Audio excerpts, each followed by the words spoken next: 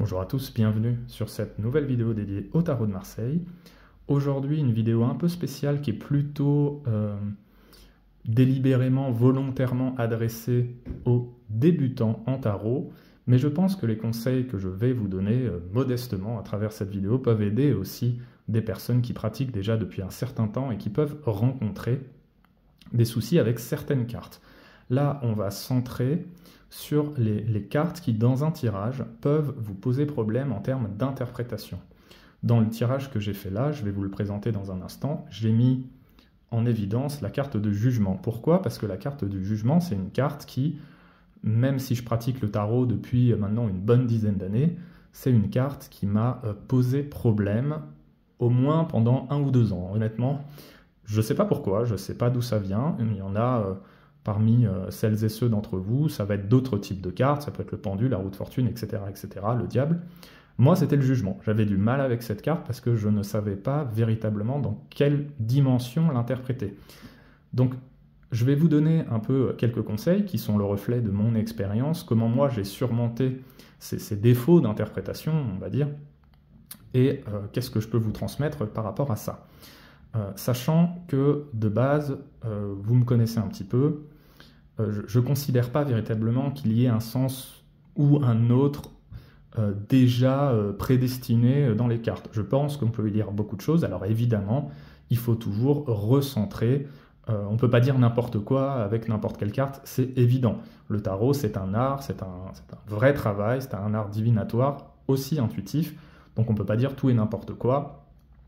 Mais il y a quand même une dimension justement intuitive, perceptive dans les cartes, et on ne peut pas juste plaquer un raisonnement d'une situation à une autre en disant telle carte ça veut dire ça, telle carte ça veut dire ça. En tout cas, moi je m'oppose à cette vision-là très rigide du tarot. Je pense qu'il faut laisser faire aussi une forme de sensibilité. Donc, pour revenir au sujet, moi j'entends souvent dans les cours de tarot que je donne, surtout les cours particuliers mais aussi en formation, j'entends souvent des élèves, des apprentis tarologues qui me disent « moi j'arrive pas, je comprends pas cette carte en fait ». Donc, je vais vous donner quelques conseils pour surmonter les petits défauts d'interprétation, et parfois une carte peut vous flinguer un tirage parce que vous n'arrivez pas à la lire, vous ne savez pas quelle énergie lui donner, quelle intention lui donner, quel sens lui donner. Alors, comme je le disais, là c'est parcours personnel, moi j'avais beaucoup de problèmes avec la carte du jugement. Comment je m'en suis sorti? Quelques conseils simples. Déjà, le premier conseil que je vais vous donner, c'est de toujours poser l'intention ou la question. C'est très important dans le tarot de poser une question, qu'elle soit plus ou moins évidente, plus ou moins large, plus ou moins vaste, mais il faut quand même poser une intention. Sinon, vous allez tirer une carte, vous ne savez pas où elle va. En fait, si vous ne savez même pas de quelle thématique on parle, ça va être quand même compliqué. Pour l'exemple, là, c'est un tirage professionnel. Une personne me demande si elle va retrouver un emploi, ou même plus largement, la tendance professionnelle pour elle. Voilà, ça c'est la question de mon consultant, et on va toujours recentrer sur ça, c'est-à-dire que les cartes que vous allez tirer, mais en particulier la carte qui vous pose un souci, devra être adaptée à la thématique. C'est logique. Vous n'allez pas parler subitement d'un sujet qui n'a rien à voir avec la question, juste pour le fun. Vous devez répondre à la question. Donc voilà, premier conseil, toujours poser l'intention, recentrer un petit peu sur la dynamique du tirage et la question qui vous est posée. Par exemple, si je dois interpréter très rapidement ce tirage, quel est mon avenir professionnel? On voit la nouveauté avec le battleur, donc ça peut être une nouvelle opportunité d'emploi, une nouvelle proposition, un choix à faire aussi, entre plusieurs options qui s'offrent à mon consultant.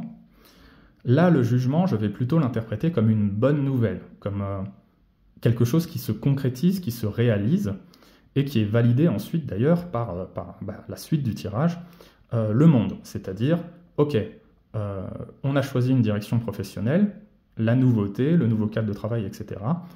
On a une bonne nouvelle comme quoi c'est accepté, on a un cadre de travail qui est serein, qui éclaircit un peu d'ailleurs notre jugement, parce que peut-être par le passé on a eu des difficultés professionnelles, et là c'est vraiment un renouveau, c'est l'idée de renouveau sur le plan professionnel. On recentre toujours sur la question. Et ensuite l'accomplissement, la réalisation qui est validée par la dernière carte. Voilà, pourquoi je fais une interprétation aussi simple, et là je vais en venir à tous mes autres conseils. c'est qu'en fait, un tirage doit toujours être interprété dans son ensemble. Je le dis très souvent, et vous m'entendez souvent parler de ça. Une carte en elle-même, une simple carte, sauf si vous faites des exercices type carte du jour, etc., n'est interprétable véritablement pour répondre à une question que dans le cadre d'un tirage global. La carte avant, la carte après, la carte au-dessus, en dessous, peu importe la méthode de tirage que vous utilisez. Vous n'allez pas lire une carte indépendamment de l'ambiance générale du tirage. Voilà, ça c'est vraiment mon deuxième conseil. Recentrer sur la dynamique du tirage global avec toutes les cartes. Ça vous aidera à interpréter. Alors ensuite, la fameuse question de savoir si ça arrive en positif ou en négatif. Vous savez que je ne suis pas trop fan de ces termes-là, mais on va en parler simplement. Alors, il y en a qui utilisent les cartes inversées, donc comme ça règle un peu le souci. Moi, je ne fais pas ça. Je vais utiliser d'autres méthodes pour savoir si la carte arrive plutôt dans un sens positif, on va dire évolutif, ou négatif, régressif par exemple, ou stagnant aussi. Voilà, moi je parle plutôt en ces termes-là. Donc là, l'idée, si on analyse le tirage global, on sent que c'est quand même une carte qui va plutôt dans un sens positif. Quand on lit la nouveauté avant, les options de choix de nouveauté professionnelle, et la réalisation ensuite par la carte du monde qui confirme ce qu'il y avait avant, qui confirme la carte du jugement, par exemple, la bonne nouvelle. Donc je vais l'interpréter plutôt dans ce sens-là. On peut aussi utiliser la numérologie. Alors moi j'ai pas mal parlé déjà de numérologie liée au tarot, hein. Je ne parle pas de numérologie karmique ou autre, je parle de la numérologie liée au tarot, et je vous invite par exemple à lire La Voix du tarot de Jodorowsky, qui en parle très très bien. Moi je viens de l'école Jodorowsky, alors je parle de ce que je connais, hein. Il y a certainement bien d'autres manières de voir le tarot et sa numérologie, mais moi je vous transmets mon expérience.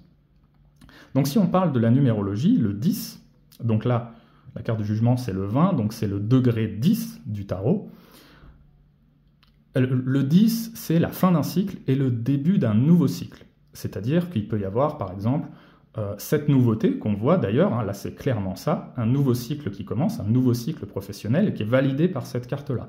Donc fin d'un cycle, début d'un nouveau cycle. Donc après, on en tire les enseignements qu'on veut, est-ce que c'est positif ou négatif, la fin d'un cycle et le début d'un nouveau. Bon, moi je pense quand même que cette notion d'évolution est quand même positive, mais c'est mon interprétation. On peut avoir des blocages liés au degré 10 du tarot. Ça va être justement le fait de ne pas accepter cette évolution, de ne pas accepter le nouveau cycle et de rester dans l'ancien, on va dire d'en rester dans ce qu'on connaît sans véritablement évolution possible. Donc voilà, sur chaque degré du tarot, 1, 2, 3, 4, 5, 6, 7, 8, 9, 10, vous avez des blocages qui peuvent évidemment apparaître. Tout n'est pas, on n'est pas à Disneyland, quoi. Tout n'est pas magnifique et tout ça. Là, moi je l'interprète encore une fois plutôt en sens positif et évolutif parce que j'ai le monde qui vient confirmer ça, mais ça aurait pu être autre chose. Donc voilà, ça c'est quelques petits conseils déjà de base pour vous aider à interpréter certaines cartes qui vous posent problème. Alors moi j'ai montré aussi quelques exercices sur ma chaîne, je vous laisserai regarder. Par exemple, pour interpréter un peu penser contre vous-même, on va dire. C'est-à-dire que vous avez une carte que vous aimez beaucoup, essayez de lui tirer des interprétations qui sont plutôt, on va dire, contraires à ce que vous percevez de la carte à la base. Et vous pouvez faire exactement l'inverse. J'ai montré ces exercices-là, une carte que vous détestez, essayez de lui trouver de la lumière, des énergies complètement à l'opposé de ce qu'elle vous apporte à première vue.